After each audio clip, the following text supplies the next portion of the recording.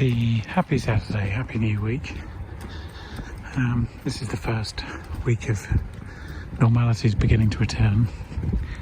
Unfortunately, it's too early, so it's not going to go well, let's put it like that. People still don't know what 2 meters is. Cyclists are the worst. But the weather's been holding since March. You can still go out for walks, can still get some baby snooze time in, and things could be a lot worse. So still holding on to the positives, and that's how this week is going to go. Welcome to another episode of Toby Stupid Vlog. The hawthorn blossoms are still going strong, along with the remains of the chestnuts, but the hawthorns are really impressive this year, much more so than I've ever seen them. So let's do a word of the week. Should you ever wish to discuss a hawthorn in another language, you probably thought, I don't know what the word for hawthorn is. Well, good news, we've got you covered, because the word of the week this week is hawthorn. The hawthorn, first of all, in German, the hawthorn is der Weißdorn. Der Weißdorn. That is the hawthorn in German, which presumably stands for white thorn. I don't know. Der Weißdorn. And in Italian, it is il biancospino, which also means white thorn. So interestingly, all the other languages seem to call a hawthorn a white thorn. As you can see, the blossom isn't necessarily white, but il biancopino is the hawthorn in Italian. So there we go, that's hawthorn in German and Italian, and that was this week's word of the week, which I'll be very surprised if you ever use in a conversation, but good luck. Let me pose a question to you based upon something I've observed more than once, and I'll try and explain my answer as well. So here's a hypothetical situation. There is a road that 100 people need to drive down to get where they're going. There are other ways, but they're a lot longer, a lot more complex.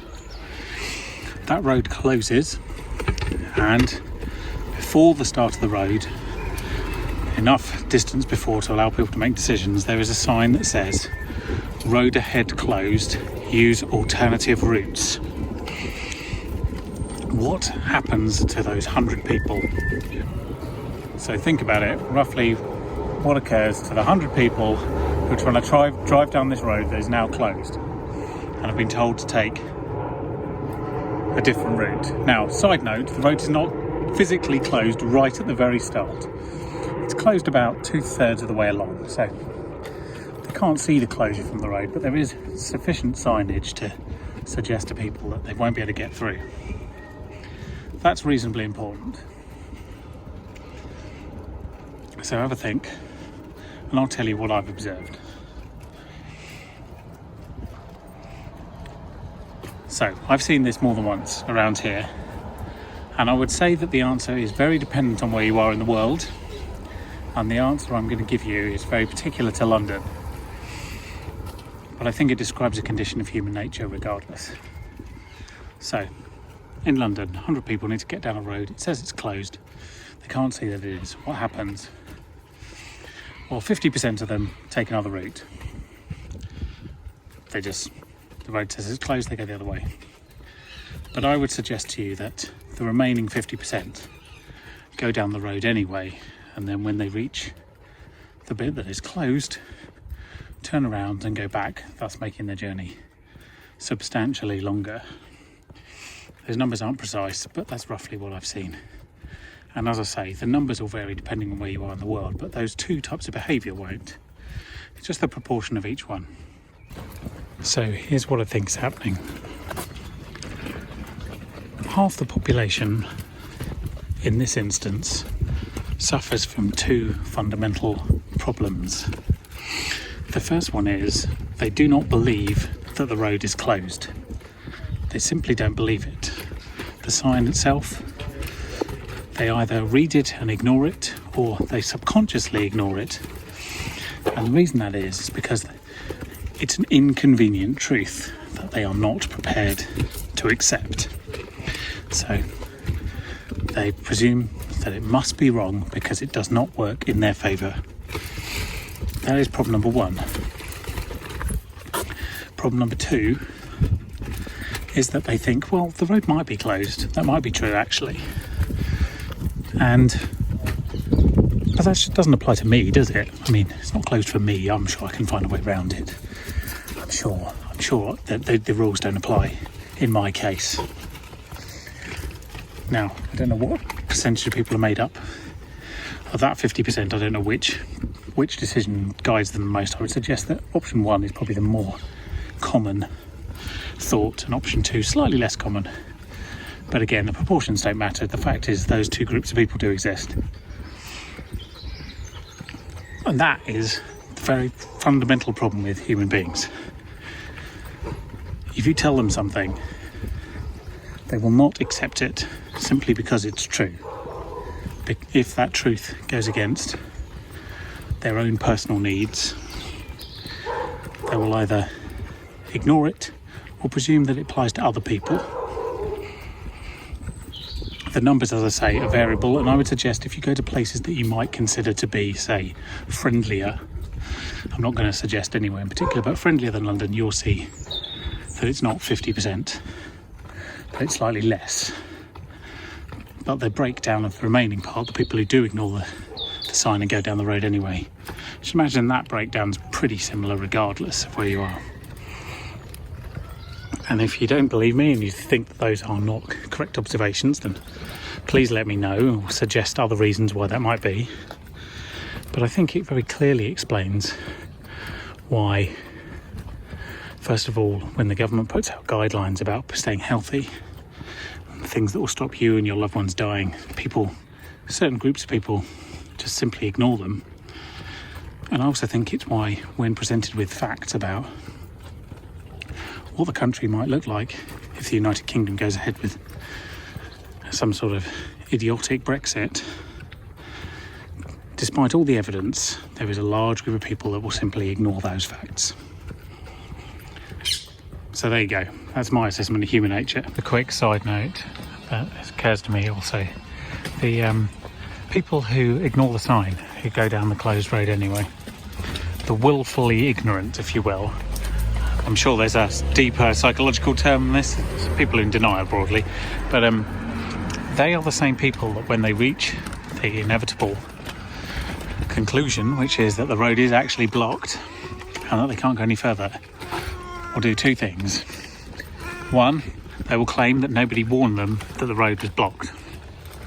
And two, when it's pointed out to them that people did warn them, they will lash out and tell you that it's somebody else's fault and not theirs. They couldn't possibly have known, and it's not fair. You wait. Those are the people who'll be calling out of the woodwork when Brexit goes wrong. I wasn't told about this, it's outrageous, blah, blah, blah, blah, blah.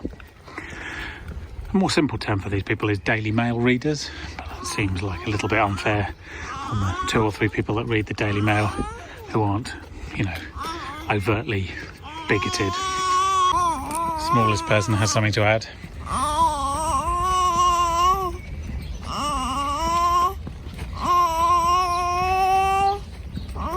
That's fascinating. They're keys. Most passive-aggressive sign I've seen in a while. Sunbathing and barbecues are not allowed in the cemetery. Please show respect. I mean, it's very true, but still. You just start with the first bit. You don't need the second bit.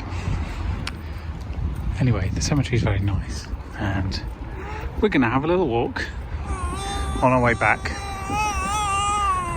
She's still fascinated by the keys, and she still feels the need to shout at members of the general public, but I mean, that's pretty much what passes for normal behaviour now, so I'll take it. Amelia,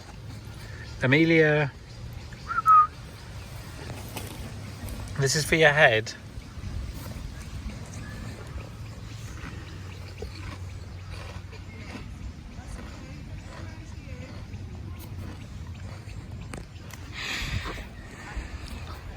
We are here in Windsor Great Park. We've come from the Savile Gardens entrance and we're having a picnic on the ground here. The smallest person is eating her mush, which she's liking.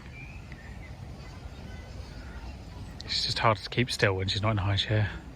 Everything is a potential toy to be grabbed, dog to be looked at.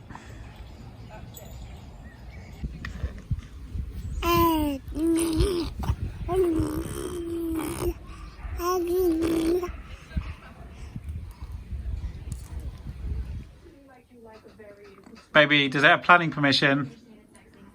No. What do you do with buildings that don't have planning permission?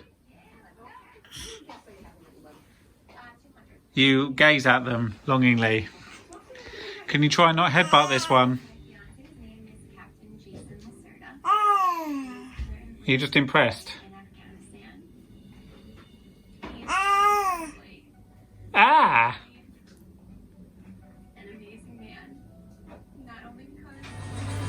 Dancing fruit.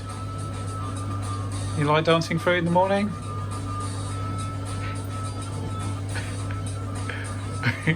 You look confused. What's so confusing? Oh. Is this your ploy to... Oh look, it's the bananas. Good morning. It is Thursday. It's another beautiful day. I am just off to M&S to do a bit of shopping for my parents.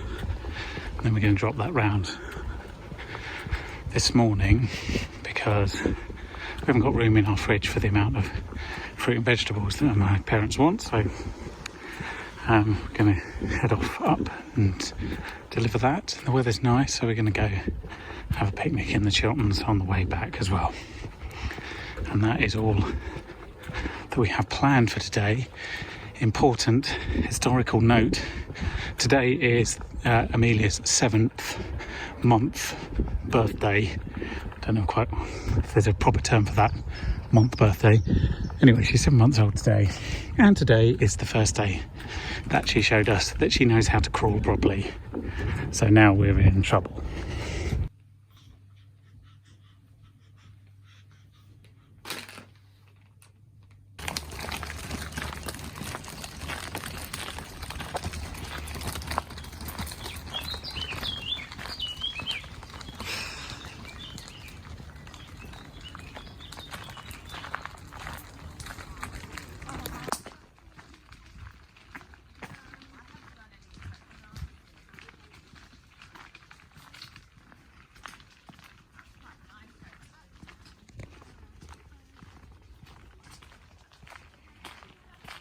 Happy Tuesday afternoon. I am going for a walk on my own for the first time in a long while. I think I might have only done it twice before in lockdown, which is crazy. It's been 2 months and 4 days. Anyway, Crystal and Amelia have gone to see Katie and Iris, so Amelia gets to see her cousin-in-law, and they haven't seen each other since, I don't know when it was, my mum's birthday maybe, back in January. Anyway, so that's over in Hampton Court, so I've taken the opportunity to do very little at all except for go for this walk, and just the silence is mind-blowing, to be honest. But I've now turned around and I'm heading home, because it's Amelia's dinner time, bath time, etc. coming up. I should probably make comment on what is the most newsworthy story of the last, but I don't know, since coronavirus became a headline. The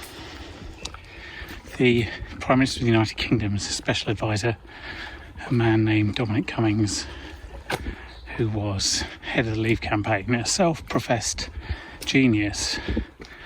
We've all worked with people like this. I'm not going to make comment on what he did. It's historically all recognised, and by the time you see this video, he will have long since resigned, I'm quite sure. But anyway, it's just the kind of person. So we've all worked with people like this, people who constantly tell you how brilliant they are and then make up facts to support their argument. They are, almost without exception, hugely insecure people, who are desperate to prove themselves, desperate to be worthy. but invariably aren't. That's nice. Stops cars going through here. They truly are the most tiresome, boorish people to know, because apart from constant self-aggrandisation, there is this overwhelming smell of failure that actually follows them. They are living off probably one past success that's almost certainly luck. And that's how they've got everything so far in this life. And they are terrified of anybody finding out that they haven't got a fucking clue what they're doing. These are the worst kind of people. False intellectuals. They're just fucking tiresome, boorish wankers. We really need to purge society of these people in top positions. These are people who are best suited to sort of junior managerial jobs in W.H. Smith's. And we really need to get them back into our newsagents as quickly as possible. Save the country from this overwhelming wave of mediocrity that's overtaken us. But next time someone tells you how brilliant they are, just walk away. And as for the current Prime Minister, at date of recording, I think I've made my feelings on him quite clear. He's from the same ilk as those that he employs. But broadly speaking, the only thing I can say about him is he's not dead. But if he were, I'm not sure it would make any significant difference.